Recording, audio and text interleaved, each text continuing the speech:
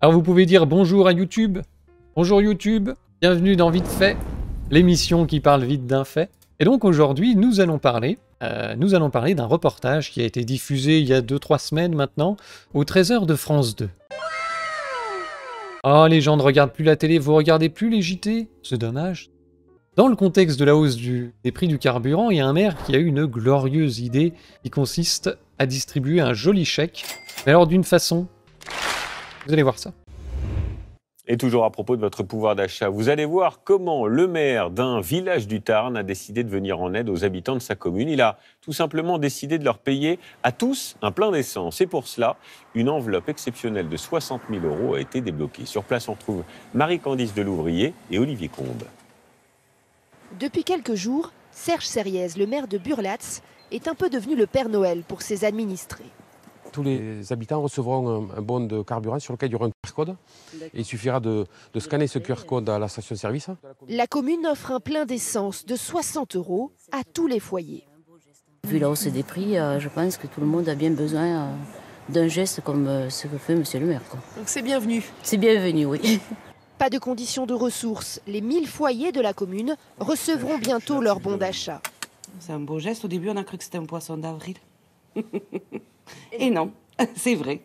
Vous n'étiez pas au courant? Non, non, pas du tout. Et qu'est-ce que vous en pensez alors? Ah bah c'est génial, inattendu. Ce cadeau coûtera tout de même 60 000 € et a nécessité de différer des travaux de voirie. Le maire se défend de toute démarche électoraliste. On pouvait le faire, on a voulu le faire et on l'a fait. Les élus sont fiers de cette mesure. C'est pas de l'argent qui aurait pu servir à équiper l'école par exemple ou autre chose? On a 2 belles écoles qui sont déjà très bien équipées. Donc je rassure les papas et les mamans, les enfants sont déjà bien équipés. Il n'y aura pas de gêne dans aucun domaine que ce soit. C'est dans cette station-service que le bon d'achat pourra être utilisé. Ce retraité fera partie des heureux élus. 60 €, c'est demi-plein. Regardez, je suis à 30 litres, 60 €, voilà. C'est pas rien pour vous? Ah ben c'est pas rien, c'est causé quand même. Les habitants de Burlatz vont finir par s'habituer aux bonnes nouvelles. Depuis 4 ans, la mairie leur offre également les 20 premiers mètres cubes d'eau. Et même lui, il se fout de la gueule des gens, quoi. Je leur file 60 € et c'est le Père Noël, c'est génial. Il faut quand même rappeler 2-3 petits trucs, 2-3 petits principes élémentaires. C'est-à-dire que normalement, la commune, ça sert à financer des projets en commun. Par exemple, les travaux de voirie que ce monsieur a décalés pour faire son petit chèque, qui n'est d'ailleurs pas un chèque. Si vous avez bien suivi, normalement, vous avez compris la douille. Donc quand bien même les travaux de voirie seraient pas urgents, en fait, c'est son boulot. Ça devrait être sa priorité, c'est pour ça qu'on le paye. C'est pour ça qu'on paye des impôts. Enfin, on paye des impôts pour avoir des infrastructures en commun qui existent et qui sont entretenues. Pas pour que le mec nous rende notre argent en nous demandant de lui dire merci. Et tout ça, ça coûte un pognon de dingue. Enfin, pas exactement, mais tout de même, prélever les impôts, ça coûte de l'argent. Faut déjà créer l'impôt, faut le mettre en place, faut prélever l'argent. Faut être sûr que tout le monde l'a bien payé, et en fait, tu te rends compte qu'avec tout ça, il y a un paquet de fonctionnaires que ça occupe, à tel point que parfois certains impôts sont déficitaires. Donc tu as déjà une partie des fonctionnaires qui servent à récupérer l'argent, ensuite tu en as d'autres qui servent à le répartir, parce que les communes sont financées via la taxe d'habitation, qui n'a d'ailleurs pas été supprimée pour tout le monde, comme le dit Macron. C'est financé aussi par la taxe foncière, et c'est financé par l'État, qui donne des fonds. Il y avait le fonds de péréquation, puis il y en a eu d'autres, au fil de la décentralisation, puisqu'il donne de plus en plus de responsabilités et de missions aux communes, sans forcément qu'il y ait le pognon qui suit derrière. Donc l'État donne l'argent directement aux communes pour faire des missions qui étaient avant centralisées à Paris. What? Donc tu as encore des gens qui sont payés pour répartir le pognon qui a été prélevé. Tu as encore des gens au bout de chaîne, dans les communes, qui sont là pour gérer les projets et savoir comment on va dépenser l'argent. Donc là, comme c'est une petite commune, ça ne doit pas coûter bien cher. Le conseil municipal, normalement, n'est pas rémunéré. Le maire touche un petit quelque chose, mais en général, c'est quelques centaines d'euros, au mieux le SMIC, sachant qu'il est aussi conseiller départemental. Mais bon, bref. Donc, prélever l'argent et faire des trucs, en fait, ça coûte de l'argent, tout simplement. Donc ça coûte 78 centimes tous les 100 € d'impôts collectés, à peu près. C'est-à-dire qu'ils ont compté 8 milliards d'euros de budget pour la DGFiP, la Direction Générale des Finances et de l'Impôt peut-être public, enfin des finances publiques. Donc 8 milliards d'euros par an, dont 7 milliards d'euros de charges de personnel. Et puis il y a un petit truc un peu spécial, que j'ai vu en cherchant, j'ai un peu survolé. Hein. La gestion des impôts locaux, ça coûte 3 milliards net à l'État. Donc taxes foncières et taxes d'habitation. c'est l'État qui s'en occupe pour les communes, donc tout ça coûte de l'argent. Avant même que tu aies posé une brique de l'école, en fait, tu as déjà dépensé plusieurs milliers d'euros pour réaliser le projet, pour récupérer les fonds, etc. Eh ben, il trouve rien de mieux à foutre, ce gars qui est quand même chargé de gérer les communs de la commune, donc, il a rien de mieux à foutre que de leur rendre l'argent, et en plus de la pire des façons. C'est le truc le plus inefficace qu'il a fait, parce que tu te retrouves avec une somme fixe de 60 € par foyer, parce qu'ils disent que c'est un plein, tu vois, ça c'est vraiment des Parisiens qui ont fait le reportage. Aujourd'hui, le dernier plein que j'ai fait, c'était 110 balles. Combien? Et encore, je l'ai pas fait au plus haut. J'ai évité la phase où le plein était, enfin où le litre de diesel était à 2,25. La dernière fois que j'avais fait le plein, c'était 1,90, puis encore avant, c'était 1,90. Donc j'ai évité la fourchette du pire. Donc 60 €, effectivement, ça te fait pas un plein. Et ils te filent ça indépendamment des ressources ou même des besoins des gens. C'est-à-dire que tu as des gens qui n'ont peut-être pas de voiture, eh bien eux, ils auront simplement le plaisir de pouvoir donner ce bon d'achat à quelqu'un d'autre. Parce qu'effectivement, c'est pas un chèque. C'est pas un chèque, c'est pas nominatif. Tu peux pas l'utiliser pour autre chose. Tout ce que tu peux faire avec cette somme, c'est acheter de l'essence dans un seul endroit. Dans la station essence du Super U, là. Il y a peut-être eu une légère connivence entre le maire et puis le responsable du Super U. Hein. Ils sont peut-être cousins, et j'ai pensé à ça immédiatement. J'ai cherché s'il n'y avait pas les noms qui correspondaient, mais c'est pas le cas. Apparemment, ils ont fait un partenariat, c'est ce que j'ai vu dans différents articles de presse qui parlaient de ça. La mairie a noué un partenariat, mais franchement, les directeurs du Super U, tu as 60 000 € de clientèle captive qui ne peut dépenser son argent que chez toi et que pour un seul produit. Est-ce que tu vas baisser le prix de ce produit? Sûr que non. Au contraire, tu montes le prix.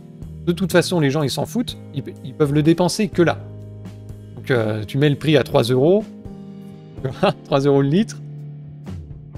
Et les gens seront obligés, de toute façon, d'utiliser leur petit chèque. Et c'est ça, on va pouvoir goinfrer le Super U. Donc, il faudrait s'intéresser, en fait, aux prix qui ont été pratiqués dans ce Super U durant la période où ont été distribués ces fameux bons d'achat pour voir s'il n'y aurait pas une petite augmentation par rapport au prix constaté tout autour de cette station. On pourrait aussi s'intéresser à la boîte mail du maire pour voir s'il n'y a pas eu des petites négociations en sous-main avec le directeur du Super U.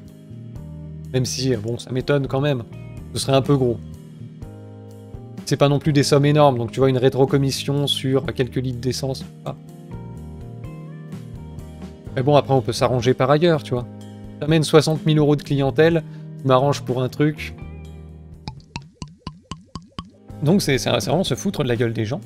On se retrouve en fait dans une situation où les gens payent d'autres gens qui les taxent, soi-disant pour faire des trucs en commun, et à la fin ils te rendent l'argent pour que tu en fasses que eux ont décidé d'en faire, et il faut leur dire merci. Donc en fait c'est le principe de l'Union Européenne. Tu cotises à ton esclavage, quoi. Et les gens, ils sont là, oui, c'est le Père Noël, ah, j'y croyais pas, c'est vraiment un sacré coup de pouce. Je trouve ça un peu lamentable, la réaction des gens. Alors bon, il y a la caméra, on te dit, on te file 60 balles, c'est pas le mesquin. Si les gens n'étaient pas des serpillères, normalement, le maire aurait pris une avoinée. De fait, en fait, il prend l'argent qui sert au commun, il le détourne de cet usage, il le rend individuel, et en fait, il essaye de se faire bien voir en faisant un cadeau aux contribuables avec l'argent des contribuables. Et au lieu de se révolter ou de l'engueuler ou de se demander un petit peu des comptes, ils disent merci. Voilà.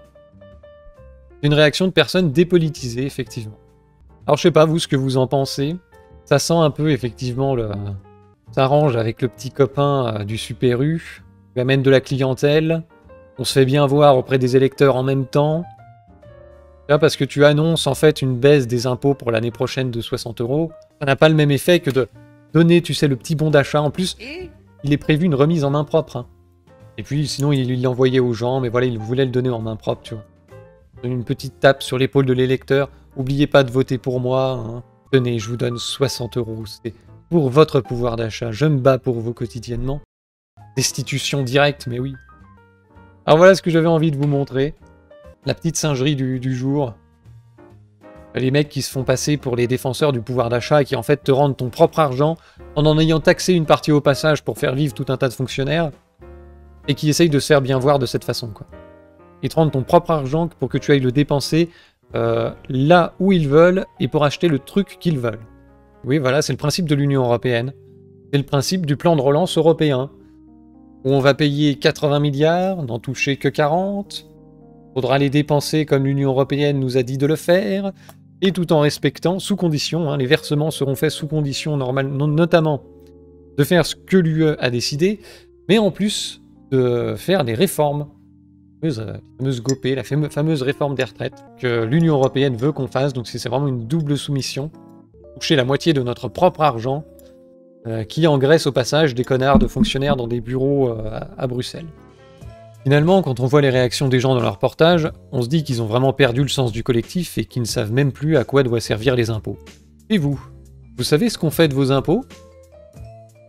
Je vous remercie d'avoir suivi cette vidéo jusqu'au bout, n'hésitez pas à la partager, et puis vous pouvez me dire aussi ce que vous pensez de ce nouveau format qui renoue avec l'esprit de base de ce que devaient être les vite faits. Je vous rappelle que vous pouvez soutenir mon travail via Tipeee, ou bien en faisant un tour sur notre boutique zoneartisanale.com. Merci à tous, et je vous donne rendez-vous pour la prochaine.